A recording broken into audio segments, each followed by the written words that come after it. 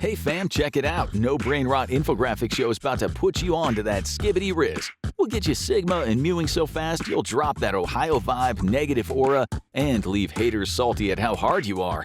No cap. No, you're not on an alien planet. This is the world of Gen Alpha slang, and if you're like us, you have no idea what any of those words mean. But don't worry, we're your actually useful Duolingo on today's episode of the Infographic Show, Gen Alpha Weird Slang Explained. Number 45, yapping. We're starting off simple and self-explanatory. Yapping means that you're talking too much and probably being dumb while at it. A good example of yapping is, that makeup tutorial was just some TikToker yapping about a detox tea. I want smoky eyes, not a peppermint colon cleanse. Number 44, bruh. That takes us straight to our next Gen Alpha slang, bruh. This one is also pretty obvious, a variation of the ever-so-popular bro, which might shock you to learn has been around as early as the 15th century. In the 1762 play Homer Travesty, the word bro is used to refer to one's brother. A good use of bruh in modern context is as follows. She said her ex was different now. Bruh. So is milk after 3 weeks in the fridge, but you don't go back and drink it. Number 43, fam. Fam, short for family, has actually been around for decades, showing up in the earliest days of hip-hop, when it was still mostly an underground music culture. Recently, though, it's exploded in popularity and used to refer to a close friend or to indicate endearment toward a group of people. A way to use fam in a sentence would be as follows. Infographics fam, smash that like button and drop a comment. Don't ghost me like my last crush. Number 42, slay. Slay, taken from its use as a word to describe killing or murdering, is used in a positive association when referring to someone's ability, talents, or looks. For example, you could use it as thus. She slayed so hard the Grim Reaper filed a restraining order. Number 41, dog water. Wait, doesn't everyone love dogs? Yes, in fact, everyone does love dogs. But the term dog water is used in a negative connotation to indicate something bad or poorly performing. It originated from online gaming, and if you're a fan of getting screamed at by racist, homophobic 12-year-olds in Call of Duty, you've probably encountered it yourself. The term refers to the fact that when you go to restaurants or a lot of shops, they'll give you a bowl of water for your dog. Because it's being given for free, the water has no value. A good way to use dog water in a sentence can be, that sword is dog water. Its stats are terrible. Number 40, mog. A slang term whose origins are disputed but likely originated in online communities before spreading around the world. Mog is used to refer to someone that's much more attractive than anyone around them. If you're the pretty girl in your friend group, you would be mogging. The use of mog in a sentence would be, he said he was mogging. He's one bad haircut away from NPC status. Number 39, glaze. Reminiscent of a delicious donut or other sugary treat, glaze is used to refer to a situation that is crossing the line from good to becoming intolerable. Usually used to refer to someone praising something or someone so much that it's crossed the line from fanboy to cringe. A good example of the use of glaze is, the writer of this episode is glazing so hard on Challenge Guy, it might actually be him. Number 38, alpha chad. Also known as an alpha or chad, chad itself is used to refer to sexually attractive and attractive males, thus making an alpha chad or a giga chad a supreme being of sexual prowess and attractiveness. A way to use it in a sentence would be, the infographic show's Challenge Guy is a total alpha chad. Number 37, bussin'. Bussin' entered popular vernacular through the African American community and is derived from bust, meaning to exceed expectations. Example, the infographics episodes are bussin'. Number 36, vibe. A term used to describe the general mood and tone of a situation. Things can have a good vibe or a bad vibe, but they can also have their own specific vibe. For example, her vibe was mystical and deep. It's just patchouli and daddy issues. Number 35, mad lit. Mad lit is just a Gen Alpha appropriation of the ever-popular lit, which has been used as slang for over 100 years. Lit has historically been used to describe something enjoyable, intoxicating, or amazing. Mad lit is just a more extreme version of that. A good way to use it in a sentence would be, they said the party was mad lit. It was two dudes vaping and arguing about crypto. Number 34, sheesh. Another appropriated slang word, sheesh has been around for over a century and its meaning is largely unchanged. Used to describe everything from surprise to being overwhelmed, sheesh can be used as thus. He walked in with fake Yeezys. Sheesh, the only thing dripping is your dignity. Number 33, goat. meaning the greatest of all time. It's a term used in sports a lot and used by Gen Alpha to describe everything from how good a plate of nachos is to why Fallout New Vegas is the best Fallout of all time. And if you disagree, post that zip code in the comments and get ready for us to roll through. Number 32. Tea. A colloquial term for gossip. Tea has also been around for generations, but Gen Alpha has recently resurrected it and brought it to the forefront of slang culture. Example, she promised to spill the tea and served us decaf gossip instead. Number 31. Flex. Taken from its obvious use in flexing one's muscles to show them off. A flex is where you're purposefully showing off in front of others. Usually this is used to refer to abilities or accomplishments that you have rather than physical possessions. Example, he called it a flex. Showing off your leased Toyota Corolla screams midlife crisis, not success. Number 30. Drip. Unlike flex, drip is often used to positively describe someone's style and physical accessories, such as nice or well-coordinated clothes, shoes, etc. For example, I've got so much drip I'm walking around like a faucet with no off switch. Number 29. OG. OG, or original gangster, is a term that's been around for ages but popularized by the explosion of hip-hop culture in the 1980s. Originally, it was used to refer to literal gangsters or neighborhood crime figures. Now it can be used to refer to anyone who's been a part of a certain community for a long time. Example, Infographics is the OG in the YouTube game and still dropping bangers. Number 28. Hits different. You ever experienced something unique, interesting, or just plain special? That experience could be described as hitting different.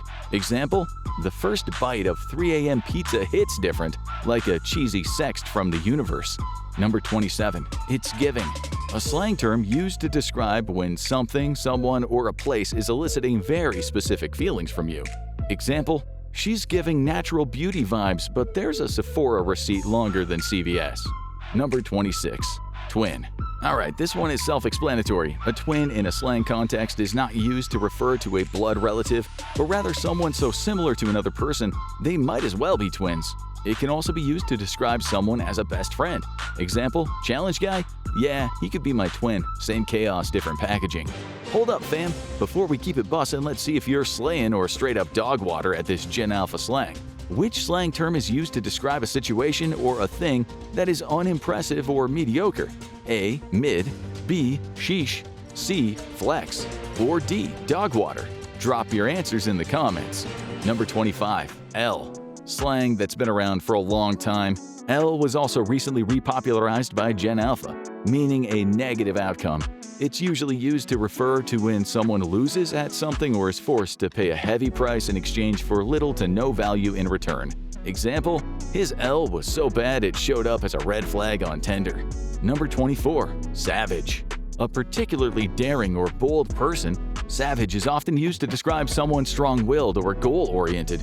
The term exploded in popularity after Megan Thee Stallion used it in her hit song Savage to describe how she was the best at having big breasts and a butt.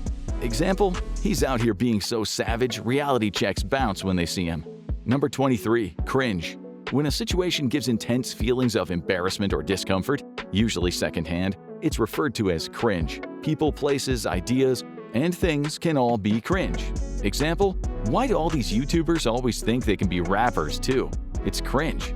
Hold up, fam, drop your fave Gen Alpha slang in the comments, or make something up so wild we'll be shook.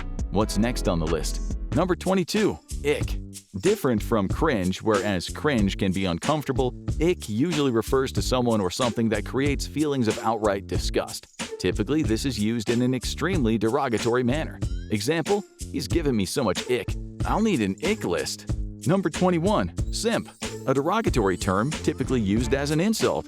Simp can have a variety of negative meanings, from simpleton or an idiot to an overly submissive individual who is willing to let someone they idolize walk all over them. Typically, you'll find this term used by guys in online comments who would never be brave enough to say it to someone's face in real life. Example, I'm gonna call this guy a simp online because I'm afraid if I did it in person, I'd be having to pick my teeth up off the floor. Number 21. Stan. A variation on simp. Stan is derived from the hit Eminem song by the same name, released all the way back in 2000. The term, however, only recently became popular and is used to describe someone who is completely obsessed or devoted to a major popular culture figure or celebrity. In the song, a fan who goes by the name of Stan ends up killing themselves because Eminem didn't respond to his fan letters fast enough. Example, these Musk stans can't admit the Cybertruck is a $100,000 scam. Number 19. Delulu. A simple and self-explanatory term. Delulu is short for delusional, and it's used to describe someone or something who's being delusional. Example, you're delulu if you think that Logan Paul NFT is gonna ever be worth anything ever again. Number 18. Bop. A term that's been around for ages. Bop usually means to go somewhere, as in, take your drama and bop it to Broadway, they'll love it. However, recently the age-old slang has taken on a dark, new meaning and used as an insult. Lala Bop was popularized after a song on TikTok used the term to refer to a girl who is very sexually promiscuous. Since then, it's been used to refer to both men and women. Number 17. Yeet. A term used to describe feelings of being extremely excited and overstimulated. Yeet is also used to refer to the act of hurling something as hard as one can. Example, if karma doesn't get them, I will personally yeet them into next week. Number 16. Bet. A simple term that's been used for decades but has recently become very popular. Bet means to agree with someone on something strongly. It can be used in place of terms like okay. Example, should infographics keep making videos that slay? Bet. Number 15. Noob. Not really specific to Gen Alpha, the term noob has been around since online gaming became widespread in the early 2000s. Since then, the term has spread out of the online space to describe people who are either completely new at something, very inexperienced, or extremely unskilled. Example, bro was such a noob he thought get good was a cheat code. Number 14. 8. A positive term used to describe when someone does something impressive or outstanding. It can also be used to positively describe someone's outfit. Examples, that outfit ate so hard, it put other clothes in therapy. And infographics show 8 with the latest video. Number 13. Salty. A negative term used to tauntingly describe someone who is angry or bitter about something. Often this is used to describe someone who is a sore loser or getting very angry at someone else. Example, they're so salty their tears could season a McDonald's fryer. Number 12. Aura or negative aura. A term used more in the online space than in face-to-face conversations. Aura is often used to refer to the less tangible ways someone is or isn't attractive over the more physical, tangible things like their looks. One can gain or lose aura points by how they behave, how talented they are, or if they fall victim to an embarrassing accident of some sort. A negative aura can also be used to describe a situation that feels uncomfortable, cringy, or unsafe. Example, if a dude follows a bunch of thirst traps on IG, that's negative 1,000 aura points. Number 11. No cap. Slang used to emphatically state that someone is telling the truth about something or not exaggerating. In a way, though, it can be used to exaggerate a statement that precedes it, such as, her drama's so intense it's got its own theme music and cliffhangers, no cap. In its normal use, though, the term emphasizes that what preceded it is either true or extremely likely to be true. Example, infographics continues to make the best videos, no cap. Number 10. Ohio. Slang derived from a shared belief that Ohio is a place where strange things happen. Ohio is also used to refer to something that is weird, cringy, or just plain odd. Example, that kid that sits in the back of the class and wears a trench coat every day is so Ohio, but I'm gonna be his best friend so I don't get turned into an angel in the middle of math class. Number 9. Sus. When a person or a situation is suspicious, they're straight up sus. Example, his vibe is so sus it screams I googled how to delete browser history. Number 8. Phantom tax. A term derived from online streamer and YouTuber Kai Cenat after his friend Phantom developed a habit of taxing people by stealing part of their food. It refers to sharing one's food even if it's against their will, and it's grown out of the food space to describe other areas where people help themselves. Number 7. What the Sigma? An expression with no real meaning. What the Sigma is a catch-all often used to describe a surprising situation. Example, what the Sigma? Carly made out with that hobo and now her mouth could double as a public transit seat. Number 6. Sigma. A term with approximately similar meaning to alpha. Sigma is used to refer to strong, willful leaders or individuals who are independent and socially cool. Number 5. Skibidi Rizz.